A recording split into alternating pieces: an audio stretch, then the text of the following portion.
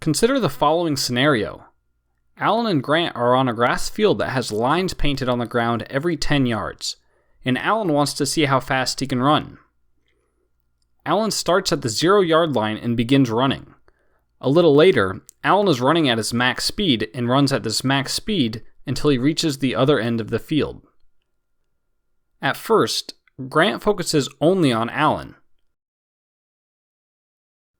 At this point, there is no way for Grant to determine Alan's max speed, since Grant does not know how far Alan has run over any interval of time.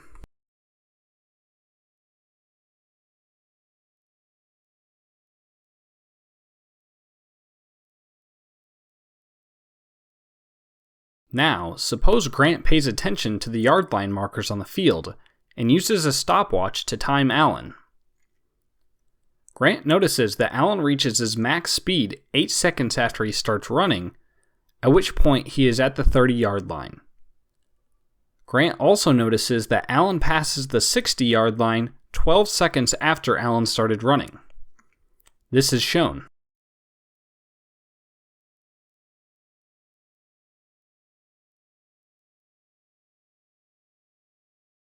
From this information, we can now say that when Alan is running at his max speed, he covers 30 yards in 4 seconds.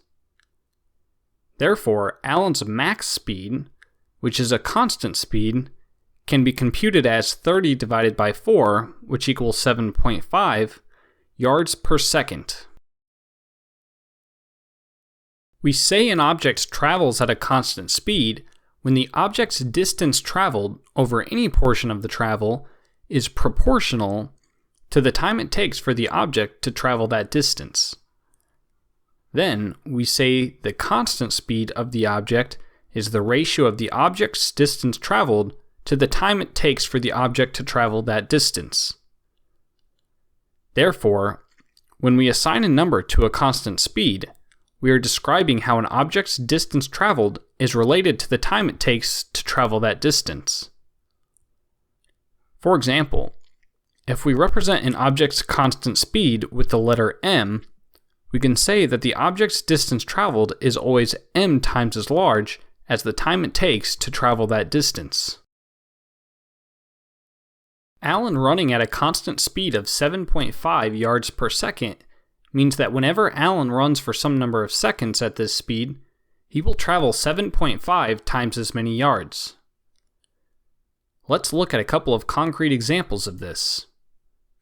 When Alan runs at a constant speed of 7.5 yards per second, anytime he runs for 1 second, he will travel 7.5 times as many feet. So, in 1 second, Alan will travel 7.5 yards. Anytime he runs for 2.5 seconds, he will travel 7.5 times as many yards. So in 2.5 seconds, Alan will travel 7.5 times 2.5, which equals 18.75 yards. Anytime he runs for some number of seconds, a, he will travel 7.5 times as many yards. Whenever Alan runs at a constant speed, we can use this way of thinking to determine how far Alan traveled over any interval of time.